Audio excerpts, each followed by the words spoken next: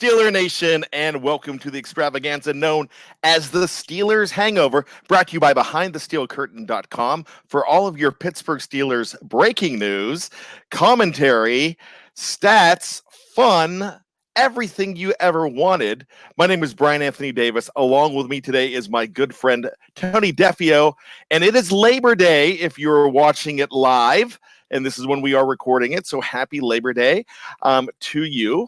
The official end of the summer, I guess that's what they call today. But that kind of segues into what we're excited about is the beginning of fall to us means football season. And the preseason ended just the other night when the Pittsburgh Steelers played the Carolina Panthers in Charlotte, North Carolina. So my friend, Tony Defeo, how are you feeling? Hey, Bryan, happy Labor Day. Happy Labor Day to Steeler Nation out there. And happy Monday to people in other countries. But if you're Steeler fans, we're all in one nation, and the real season is here. It is here. So this is we've done the hangovers. We've done them all year long, and now we're finally going to be having real, true hangovers starting next week when the Steelers take on the New England Patriots. But how did they get here? We're going to wrap up the preseason today. With everything that happened, and ask that question, did they do enough this preseason, especially on cutdown day? And did they do the right things on cutdown day? Tony, what do you think? What were you thinking 4:00 on Saturday when you saw the final 53 or the original 53, let's call it? I mean, I wasn't totally shocked. I think I saw, like, for example, Deontay Spencer. I wanted them to keep him, but at the same time, I wanted them to keep Gilbert and Tuzar Skipper. So, I wasn't pleased with it, but I get it. As far as everything else, I wasn't really shocked. I thought they made enough right moves, but those are tough decisions for those guys to make, and I don't, as I said last week, I didn't envy it this year because they had a lot of tough ones. Well, those are good problems to have when you have guys that I just can't let this guy go. First of all, let's talk about Deontay Spencer. That's the only thing that upset me about this entire thing. But I kind of thought that was the guy you wanted to kind of protect just because of what he could do. But you also needed to protect Tuzar Skipper. You had to protect Gilbert. So, I mean, out of those three, did they let the right guy walk, Tony? Oh, yeah, I think so. Because if they were going to keep just 5 receivers, like people were saying that they kept Switzer over Spencer, but if they only kept 5 receivers, Spencer wasn't going to be the 5th one. If that was their decision, we need to keep Medikevich, we need to keep Chikala, we need to keep Skipper and Gilbert. If they were to go with 5 receivers, it wasn't going to be Spencer as the 5th one because he's so limited as far as he can't play special teams other than punt return, and he's limited as a receiver. So, as far as the 3, he's definitely the lowest one on the totem pole. He's the one that was least likely to stay.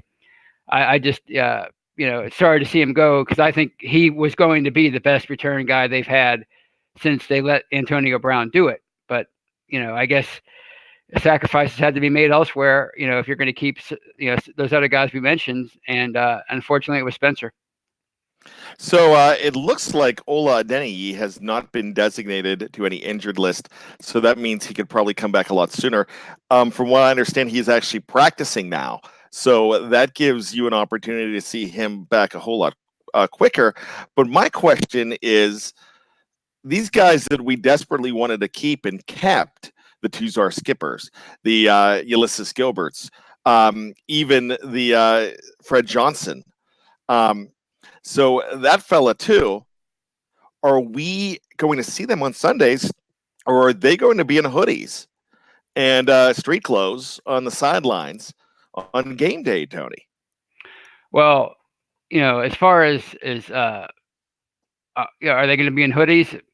I think if they can play special teams, you'll see maybe one of those guys play it. I think there's definitely more room for outside linebacker. I think you're going to see Skipper in there because I think that they need to get more guys involved in the rotation. I think Chicolo is pretty limited as far as what he can do. He's a solid player, he's a solid backup, but he can't give you the dazzle that perhaps a Skipper can give you, or Ola Adeni. Now, if Ola's activated for a game, then Skipper's probably not going to be, and vice versa. So you might see one of those guys in hoodies, but not both. And as far as Gilbert, I think he's gonna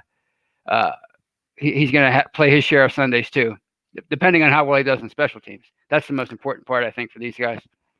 Robert Dog Holiday 66 Sadler, he confirms what I said today. Yes, Ola did go ahead and practice today. As far as the other news over the weekend, one guy that picked up a lot of steam in that Carolina game, and rightfully so, was Johnny Holton. Kathy Forrett is really happy that Holton signed.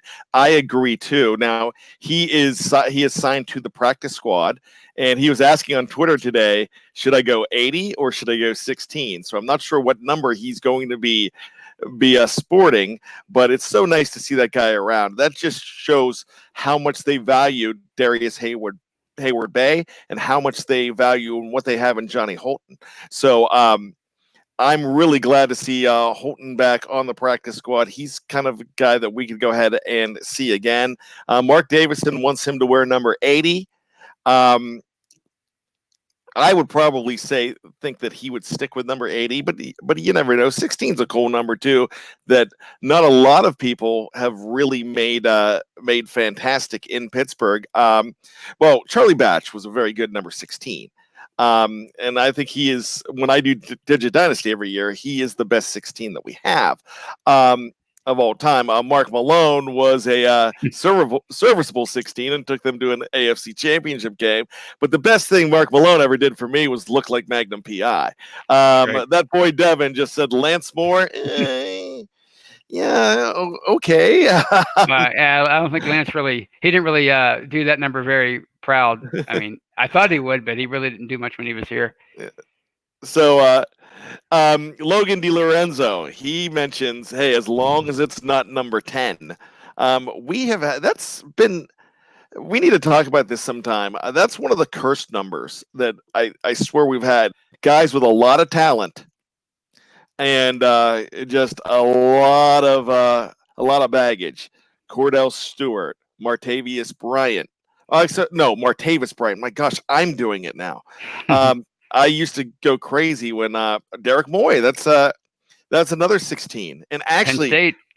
Yeah, Penn State, great player, and a shout out to his brother, somebody that I met over the summer, Jermaine Moy, great guy. I just met him. He found out I was a Steeler fan. He came over to talk to me, and we hit it off real well. Yeah, he played at West Virginia University for a little bit as well. But as far as everything goes, the cuts they made, you had to cut those guys. They pretty much made the right moves. I just didn't love the Spencer thing because I think Spencer is an upgrade over Ryan Switzer, Eli Rogers. Now, Eli Rogers is gone. And I don't think he will be back. I think he's done.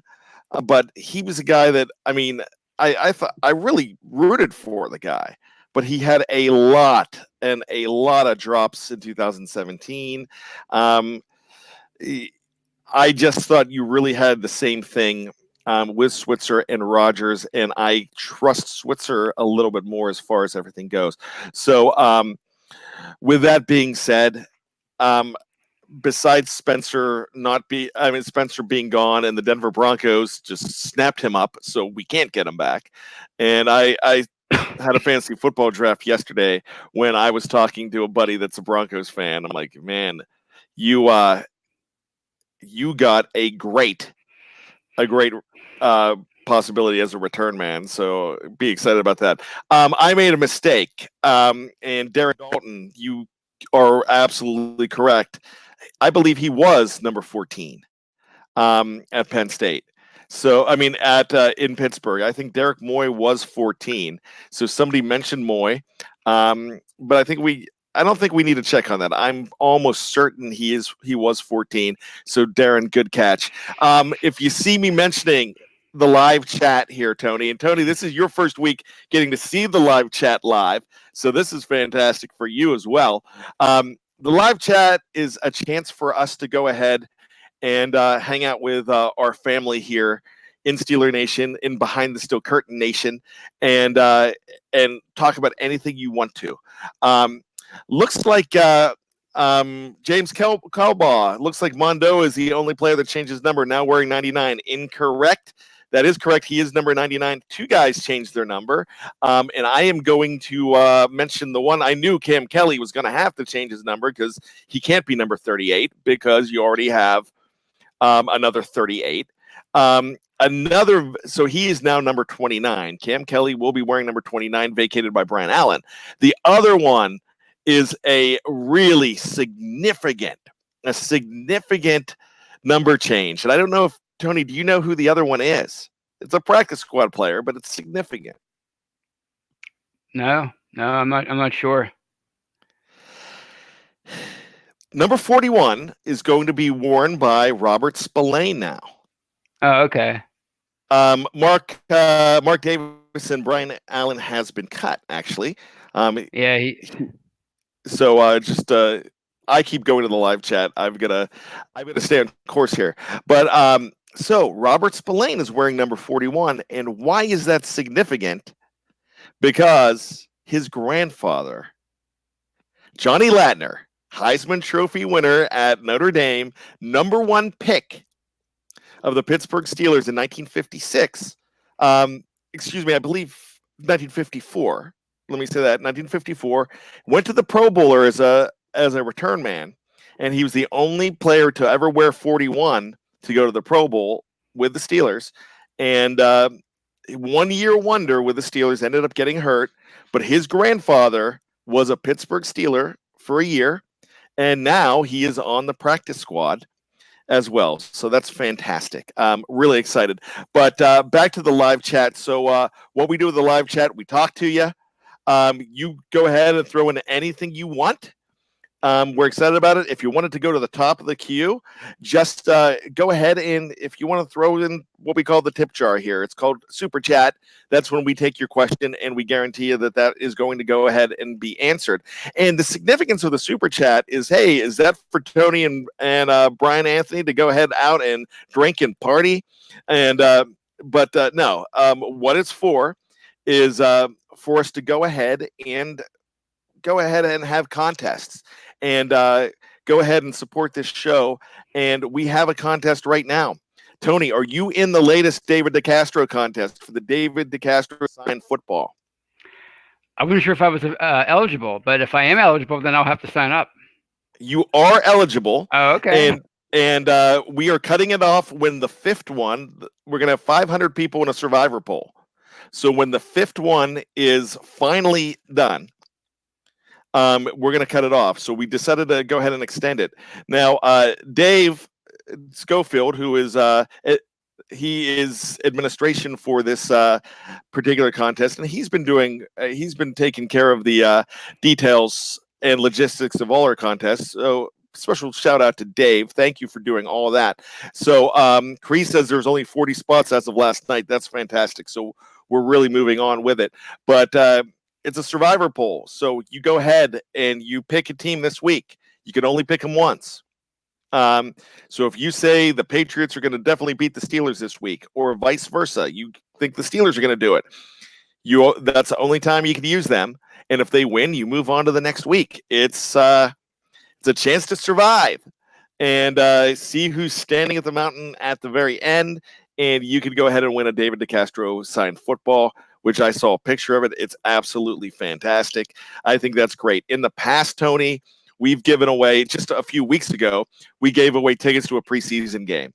And Dave got a chance to hang out with the gentleman from Canada and his significant other. And she, I believe it was the first game for both he and her.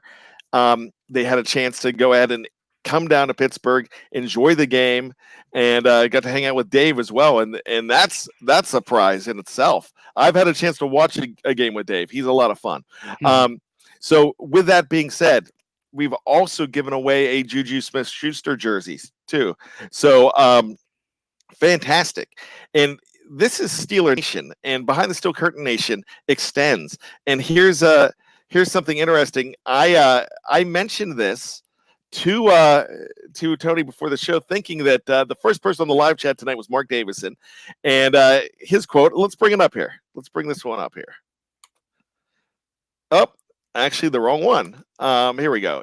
If I win, fly to Australia, and I'll buy you guys a round of beer for the delivery. Wow, would that be awesome? How much would you love to go to Australia and party with Mark Davison? I think that would be great. I would love it. Of course, I would want to go to a place where there's no scorpions or anything like that. I don't like bugs, but otherwise, yes, they have. I've heard they have great beer. I don't know. I could be wrong. That's awesome. So Tony has fear of scorpions. That's something new. It is so all right, that's just Tony, we got to talk about scorpions now. Are we talking about Klaus Maine and the scorpions with famous for rock you like a hurricane, or is it you just don't have you run into a scorpion before? What happened? No, I just have a severe fear of most insects that have wings. I know scorpions don't, but I also know they're deadly, or they can be. So I don't want anything like that creeping up. I mean, I can deal with spiders, but any kind of bee, any kind of wasp, and any kind of tarantula, so if we're going to party, it has to be a controlled environment. That's all I'm saying. It has to be a controlled environment with a lot of beer, and we'll be fine. One of the worst fights I ever got in with my wife, the maddest I was at her, and she did not understand why I was mad at her. And I really shouldn't have been mad at her, but she put on Facebook that if she had to walk through it was a picture of all these spiders, and she's definitely afraid of spiders. If she had to walk through all these spiders to save my life, she would miss me. And I was so mad at her at the time. And I don't even get upset over it. I don't get upset over stuff, but I was mad at that. And I kind of feel bad for it now. But some people are really afraid of arachnids, insects, all kinds of things. I'm afraid of cats. I'm not afraid to say that. So I understand that too. But I'm getting over that fear. But with that being said, everybody has their thing. But I think you and I could party down under. And I think that'd be great. Right, Ryan O'Toole, I got to bring this up. Got to be listening to the Scorpions now tonight. The Zoo is my favorite. Thanks, Bad. My favorite is Love at First Sting. Andy Shoup wants to afraid of cats. Yeah, not really. I am afraid of cats, and the reason I'm afraid of cats is it all goes back to 1993 and a cat named after Richie Sambora of Bon Jovi called Rico, and I swear that cat wanted to kill me. I was visiting. My high school and college girlfriend had moved to California. I had gone out there to visit her. I was in the guest room, and that cat stood over me all night long for a week and just didn't sleep, just stood on the headboard like this. And it just kept staring at me and making these noises. And I'm like, this cat is going to kill me. And my family, they want cats. And I'm like, I'm a dog guy. I'm a dachshund guy. I've got 3 dachshunds in my house. And so that's the thing. But you guys don't want to talk about my fear of cats, my crazy fear of cats. You want to talk about the Steelers and the other big Steeler news over the weekend. We got to talk about this. Big contract. Joe Hayden is a Steeler for a lot longer. So we're going to have at least 2, maybe looks like 3 years with this extension. That's going to put him up to about 33, 34 years of age with the Steelers. And that's just perfect. That's a chance for him to end his career as a Steeler, erase all that Browns career, and maybe win a championship here. So, what was your thought when you saw that? Did you think that was a too huge a deal for Joe Hayden?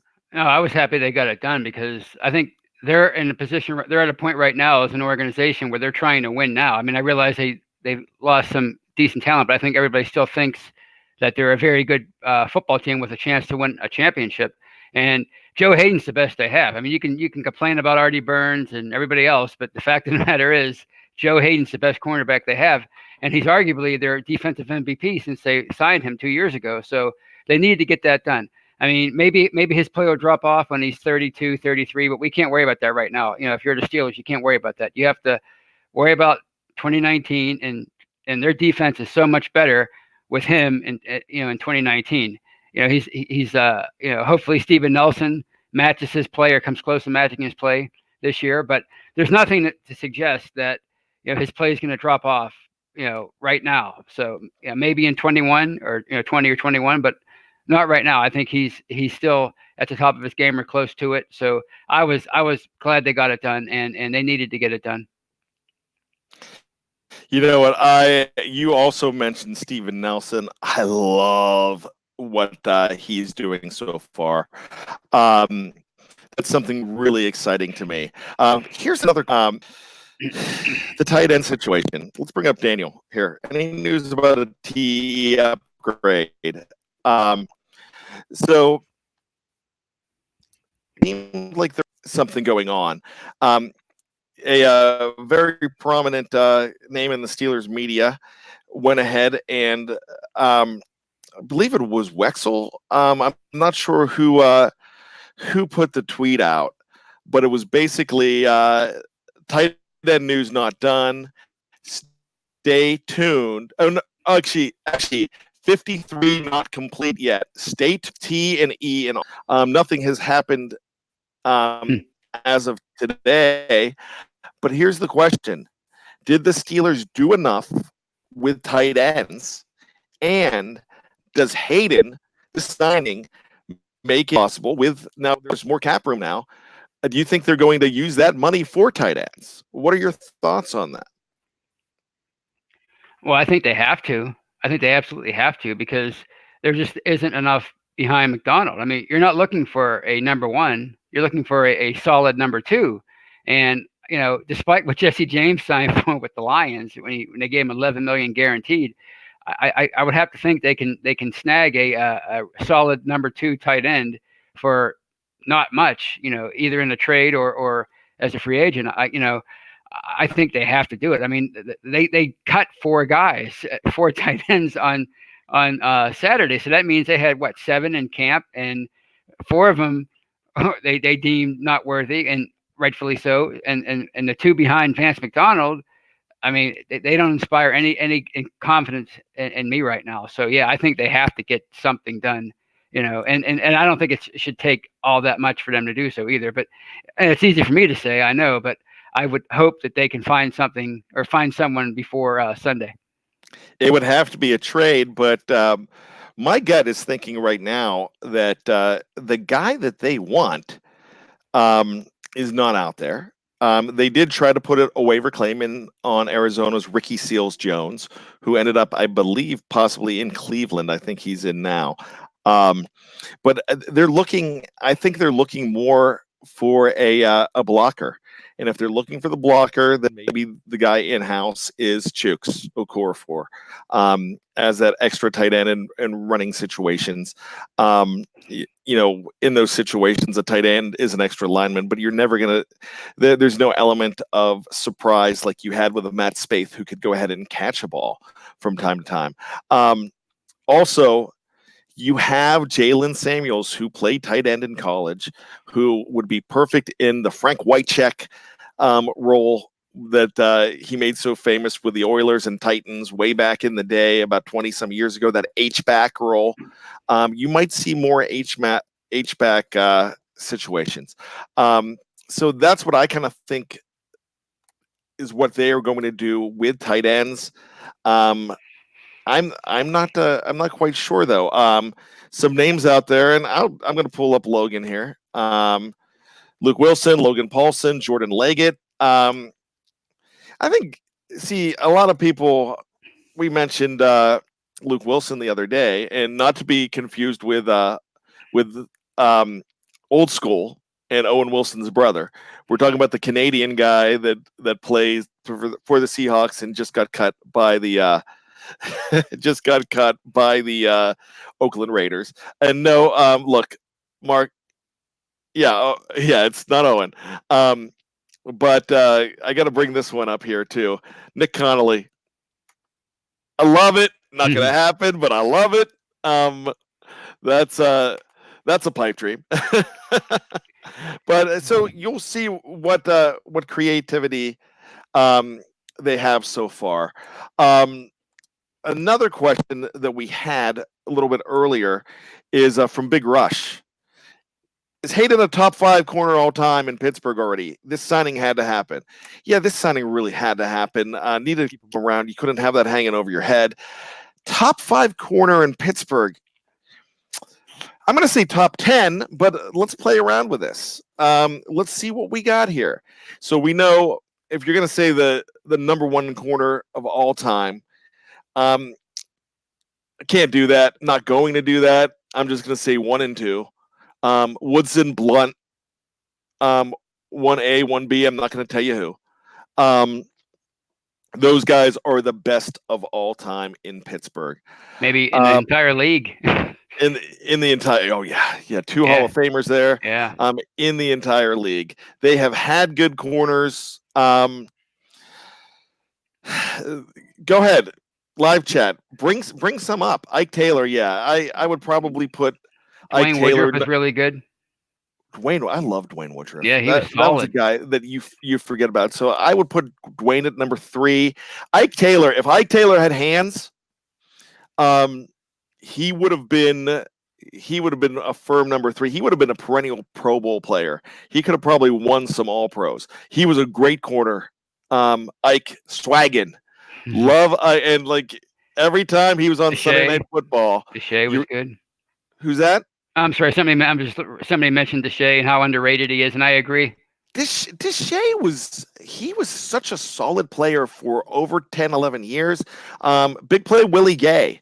A lot of people don't realize that he shares the record with Rod Woodson for most pick sixes. So they both have 5 pick sixes in Pittsburgh. It always seemed like big play Willie Gay would go ahead and I got to bring this up because I just love the name Champagne Papi 96.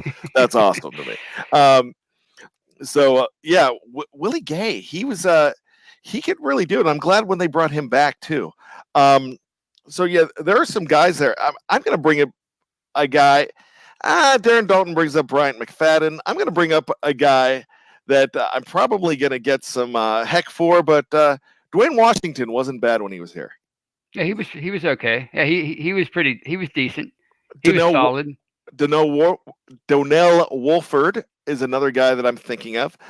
Let's put Big Rush. Chad Scott. 6 at the lowest. Chad Scott from Silver Spring, Maryland, which is an hour from where I'm at. Let's say firm top 10, maybe 5, maybe 6, but pretty close. Some good players. Here's some other news today that is interesting to Steeler fans. Check this out. $5 from Snowman for this one. Thoughts on Hines Ward signing with the Jets as a coach? Tony, I'll let you take that first.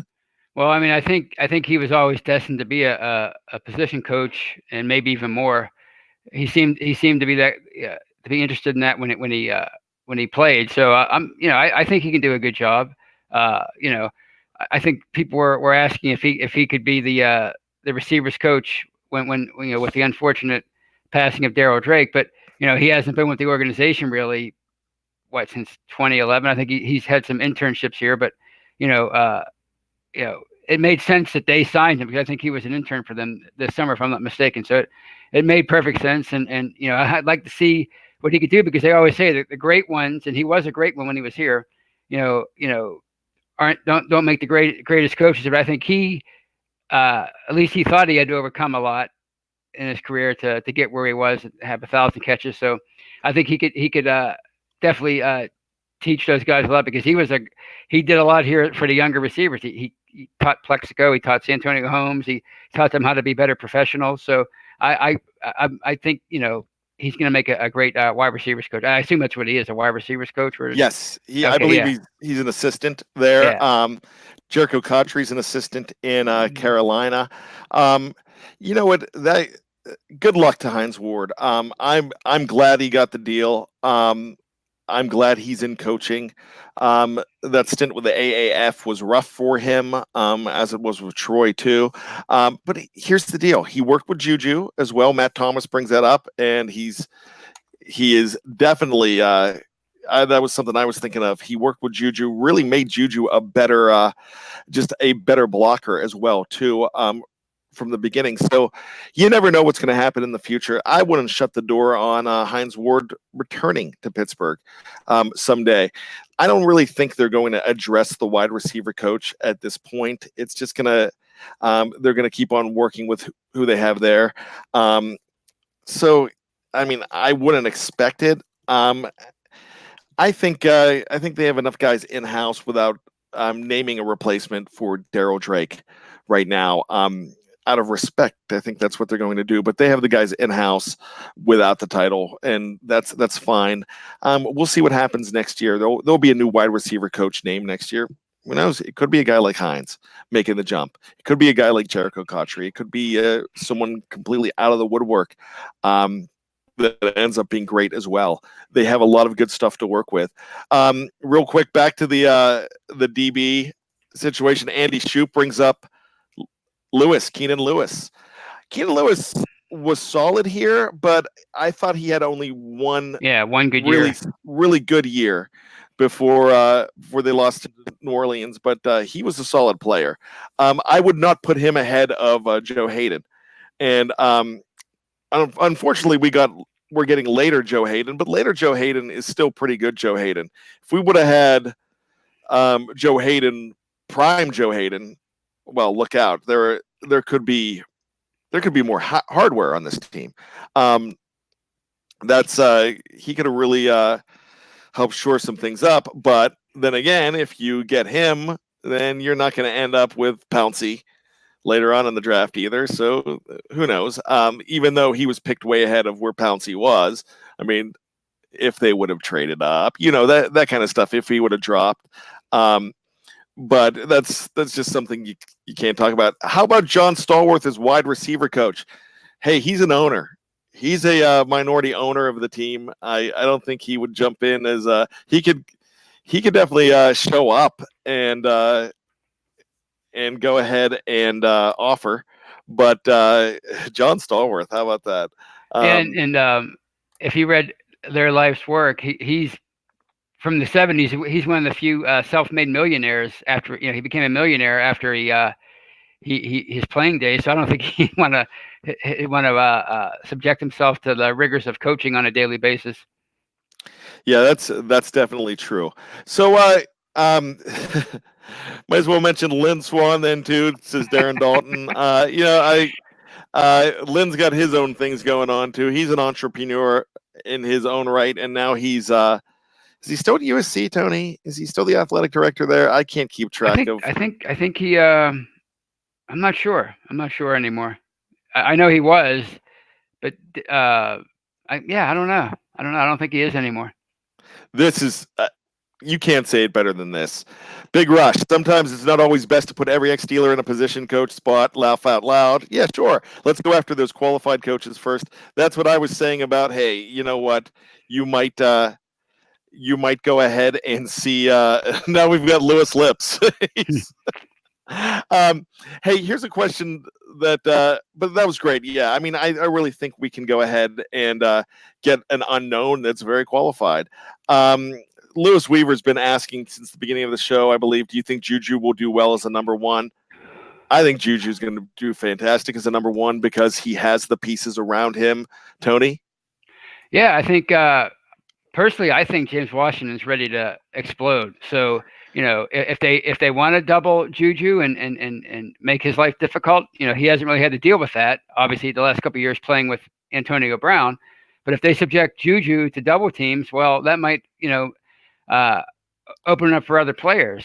But if they decide to uh, just keep it one-on-one with Juju like they have been, then he's going to flourish. I mean, he flourished in that situation the last 2 years. Why wouldn't he this year? I think he can be a great number one. But if he does get special coverage like AB did, then I think James Washington's going to have a great year. So good luck with that if you want to do that. I don't think they're going to have much success if they go that route, meaning opposing defenses. Great. Okay, Snowman wants to know about Will Blackwell. Look, I tell you what, no more. I mean, if we're gonna do that, then let's break out every single Corey Holiday. Let's Calvin bring out Sweeney.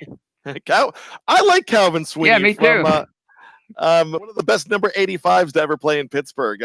Calvin Sweeney, for those dark early years in the early 80s, he was a good player out of USC. That's fantastic. We could go ahead and bring up Mark Stock if you want. I could get really obscure on you guys if you want. Gosh. Lima Swede, of course. All right, let's just get the media guide out and name all the wide receivers at this point. He probably needs a job, Limas. At this point. Yeah, but I think Juju will do very well as a number one. And we're forgetting, look, just because we didn't see a lot of him in the preseason, Dante Moncrief is still a very good sign for this team. And I really think he's going to do some big things. He's going to just take the onus off of Juju as well. We're going to see some Deontay Johnson mixed in there this year. If Deontay Johnson has, let's say 25, Tony, over under, are you going to say 25 would be a pretty good year for Deontay? And do you think Deontay Johnson out of Toledo is going to have more than 25 or less? I'd say maybe right there around 25. I think that's a good number for him because we've talked about before on this show how tough it is for rookie receivers to do well because there's so much more they have to learn than maybe a running back. But you saw what James Washington did last year. He had 16, 17. So I think he's going to get more than that.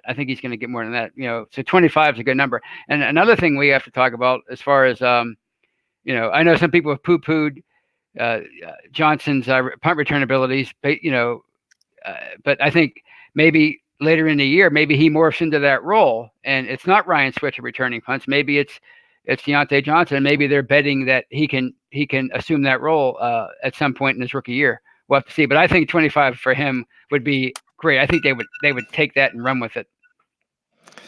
Tony, look at the board here. We've got to give props to William Mallory. How do you think Lewis Lips will do this year?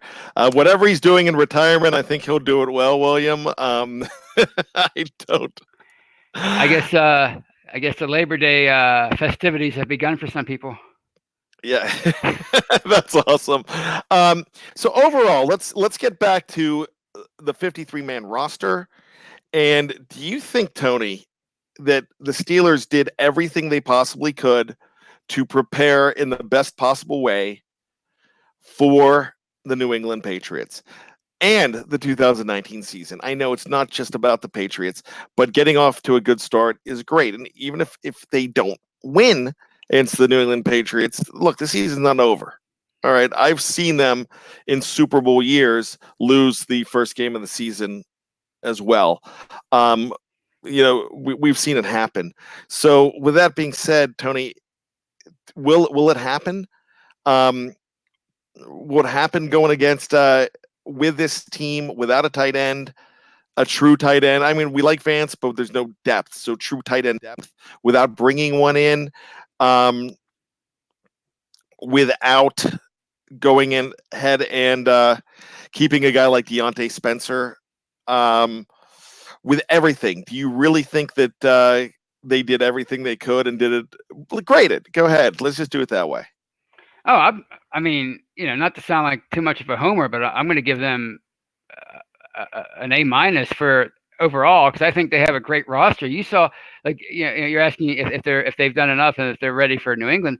I think the intensity was there from the first preseason game all the way to the fourth one. I mean, that fourth game, there were a lot of players that we didn't know, and who were making great plays, like Jalen Elliott, with the strip sack 90-yard touchdown or whatever it was. I mean, I think he's not even on the team. So I think as far as a preparation standpoint, they definitely did enough, and they definitely demonstrated a focus that maybe hasn't been there in recent preseasons. Now, as far as, like we talked about at the beginning of the show, the right moves, they had a lot of tough choices. I mean, we know what Medikevich and Chicolo can do on special teams. So if you cut one of those guys or both of those guys, and maybe a special teams play comes back to hurt you at the end, and it's not a punt return, it's a punt block or something like that maybe they could have, if had they been on a team, they could have prevented. So, there's always going to be one or two guys that they get rid of. Like if they would have imagine if they would have kept Spencer and cut Skipper, people would have been complaining about that. Or if they would have cut Gilbert and kept Spencer, so there's, it's hard to say if they made all the right moves, but I think they made enough of the right moves that I think they can be a good to very good team. I'm sorry, a good to a great team in 2019. I think they have the pieces in place for that to happen. Let's talk about depth at the safety position and the running back position, Tony. The running back position, of course, Connor and Samuels, we like a whole lot. Of course, you're gonna count Rosie Nixon there, even though he's the only fullback on the team. But the guy a lot of people were worried about is Benny Snell Jr. Hey, he's a third running back. I will let everybody know that last year at this time, we were not excited about Jalen Samuels going into week one. He did not have the just as prestigious of a preseason that everybody's waxing poetically about now, since he's doing so well now. But so is there still time for Benny Snell, or is he just our whipping post right now? Well, I mean, I was pretty hard on him in the article I wrote, but at the same time, we have to remember he is a rookie, and he didn't get the benefit of running behind the top offensive line. He didn't get the benefit of running behind. And with running back, so much of it's about rhythm and getting into the flow of the game. You know how those guys are always saying, "I need 25, 30 carries." Not that that's as much of a norm as it used to be for these guys, but I think, like you said, Jalen Samuels, we weren't really that high on him last year, and then he comes in for James Conner at the end of the year, and he's a workhorse for them, and he played a valuable part for them down the stretch, especially against New England. So, it's hard to say, but I am comfortable with the depth because I think they have a great number one, and I think they have a very good number two. So, I mean, if it gets down to number three, and we'll have to talk about that at some point, but right now I'm comfortable with the depth because I think the top two guys are very good, and I think that's more than a lot of teams can say. That's really true. Now, this is the one I want to bring up too. No team ended up picking up Sutton Smith, and that was the guy that we were all excited about. And do you think he could be back on the Steelers again if he's healthy, maybe in 2020?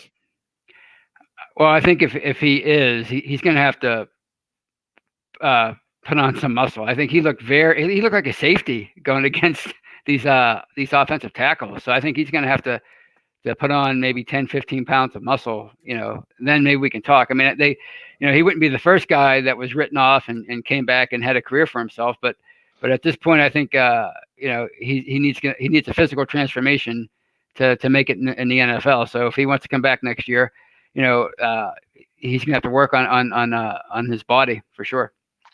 Okay, you mentioned safety. Let's talk about safety. There's some worry about Big Rush mentioned the fact that maybe Sean Davis is the weak link on the defense. I still like what Sean Davis brings to the team, and I really love the possibility of the jump from year one to year two with Terrell Edmonds. So, what are you thinking about the safeties, and are you feeling like they are a problem with the depth on that team, or do you think guys like Cam Kelly and Jordan Dangerfield that they're going to be okay as a foursome back there? Well, I mean, when it comes to depth,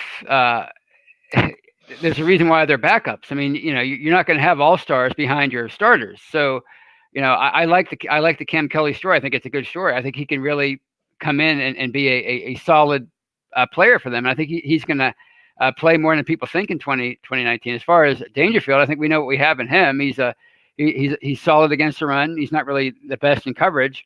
So, from that standpoint, I think it's adequate depth. As far as Sean Davis being a weak link, I mean, I don't know. I mean, he probably hasn't developed to where we thought he would be when they drafted him in 2016. But then again, this is his third position. He started out as a slot corner in his rookie year. Then he moved to strong safety when Mike Mitchell was still here. Now he's a free safety, and it's the second year at that position, the position he appears to be the most suited for. And as you said, you got Terrell Edmonds coming into his second year. He got a lot of valuable experience last year.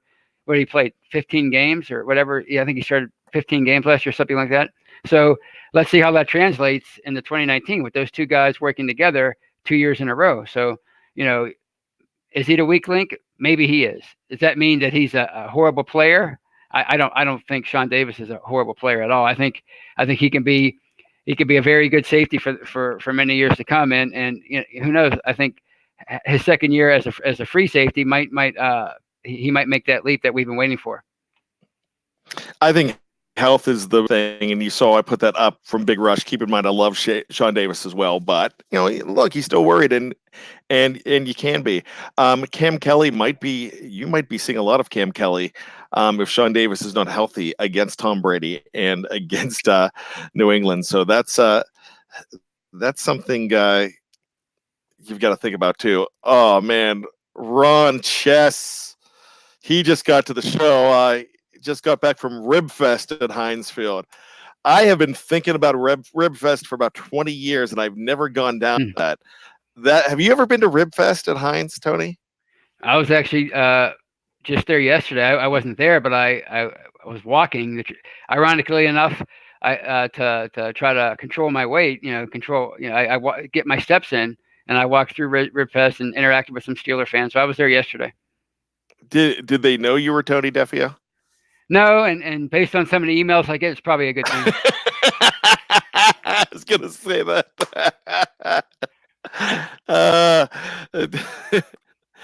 Tony, you're taking over as the Ric Flair of BTSC from me. I might lose that title, but no, you've got a lot of love from Steeler Nation, and especially from our live chat here. The guys on our live chat, they will have your back. I will tell you that. Snowman said hi to me like 20 minutes ago, and I haven't been able to say hi back. So hi, Snowman. Thanks for joining us.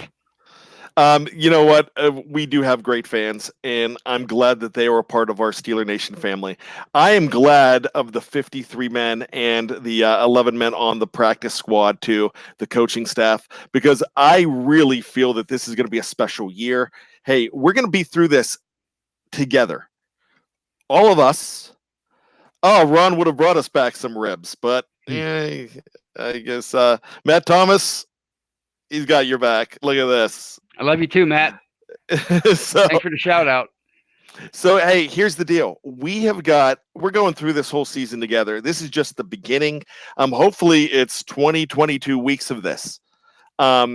Hopefully this is a long ride in 2019, stretching all the way to a month that starts with an F. So February, if we're still talking football, and I think it's that special that it could be a possibility. So me, you, Tony, the 102 that are with us right now on a holiday. That's great. And don't forget about, look at this, Tom Weber. Looks like we have Eastern Europe in the house now too. Last week we had Brazil. We have Australia tonight. Tony and I are global, and this BTSC thing is global now. Oh, something we've got to talk about before we get off. Thank you very much. How is Dave's training coming along for the field goal kick? Do you know anything about this, Tony? I'm clueless as usual. Okay, so I almost forgot. So so here's the deal. The other night on the preview, we were doing you know how on the Steelers preview that we go ahead and we do the final segment that is called Either Or, and I brought up Carly Lloyd of the U.S. national team hitting a 55-yard field goal. Would you rather have her or 2018 Chris Boswell? So so with that being said, it was meant to be in jest and fun. And Dave went and jumped in and said, wait a second. You know, I could kick a 55-yard field goal if I had a great run. If I had 8 steps like that as well. And we're like, so the question went off the board. I'm telling you what, Jeff and I were like sharks smelling blood. We just jumped in. Now, on Friday in a local field in Maryland, we're going to have it. We're going to go ahead and live stream this. We're going to try to live stream this, so make sure you check it out. Dave has 3 shots to go ahead and hit a 45-yard field goal. We're going to go ahead and give him a shot for a 45-yard field goal, 3 shots, and it is going to be glorious. I cannot wait. I have found my BJ Finney pants. I might be wearing those. My wife says they are not fit for public consumption, but you know, I bought these BJ Finney pants last year that were actually game worn by BJ Finney from the Steelers shop. I ended up paying $20 for them, so it's not like this big find. But I don't know how this man fits into these pants, because I'll have to send you the picture, but you might report me. So that's awesome. Look at all this. We're if you're looking, we've got Pigeon Forge, Tennessee. We have greetings from Germany. We have Kansas. Kathy's from Kansas. Andy's from awesome. Tennessee. In fact, we were supposed to go to Tennessee a couple weeks ago. We were going to Pigeon Forge, and hopefully next year. Now we had to postpone that. San Pedro, California. This is what I love about this show. William Mallory's from Michigan. I'm sitting here in Maryland. Tony's in Pennsylvania. But guess what? We are all together.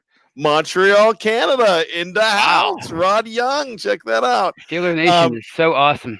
Hey, let me bring this up. Matt Thomas, good point. Make sure that everybody hits that subscriber button so you don't miss the field goal try. That is something, you got to do. Because here's the thing. You know about this show if you were I'm sorry, I just got distracted here. You know about this show if you subscribe, and it'll pop up and tell you when to jump on.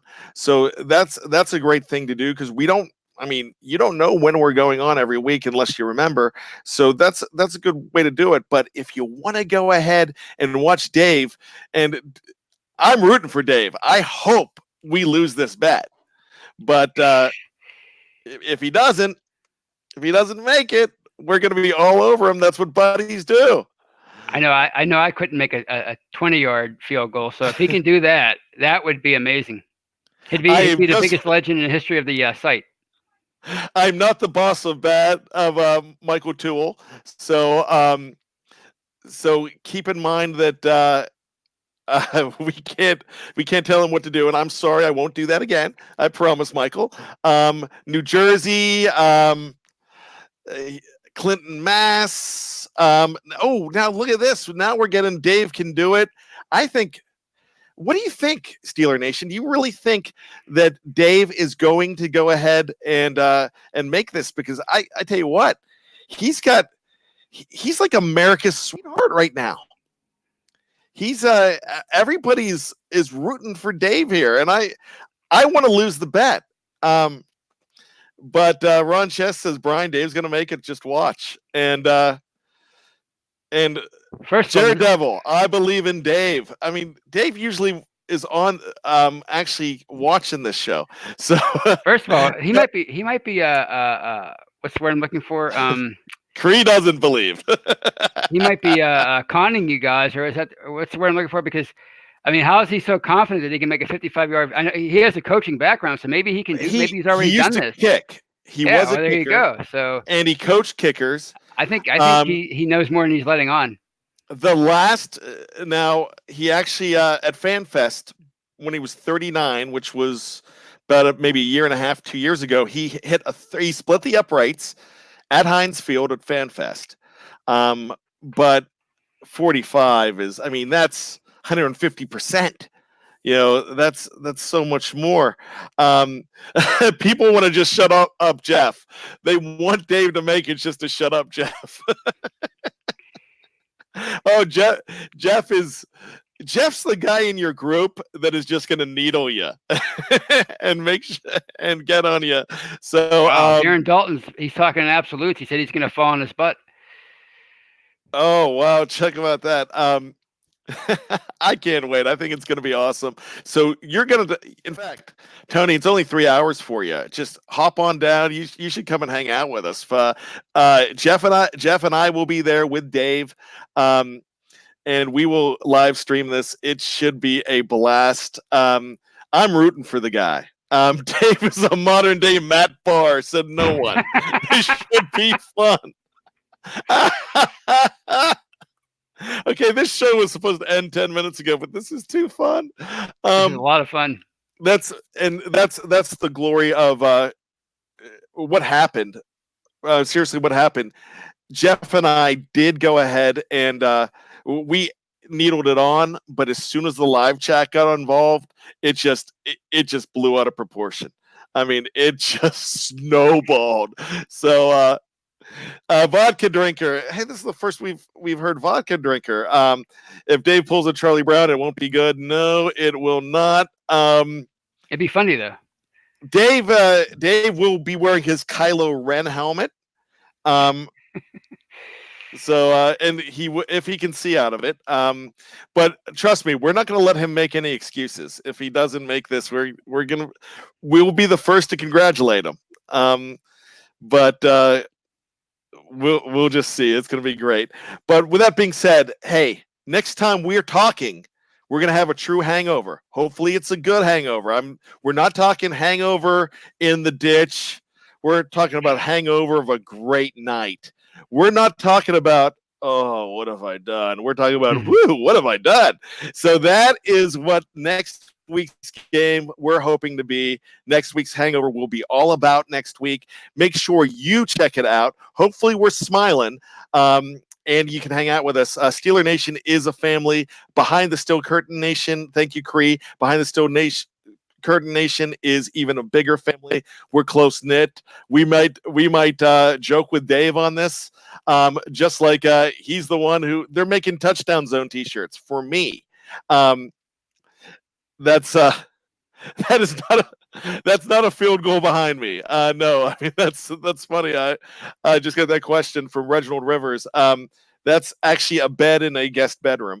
But anyways, with that being said, thanks for being a part of our Steeler family. All we got to say is NVRNDR. Week 1, beat the Pats, sack the hell out of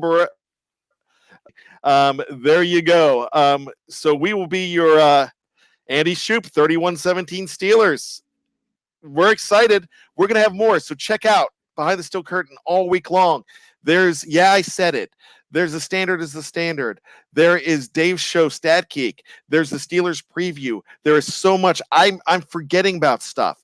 But guys, have a great time. Good rest of your Labor Day as well. My head is going wide right. Yes, in the uprights. So with that being said, let's leave it with this.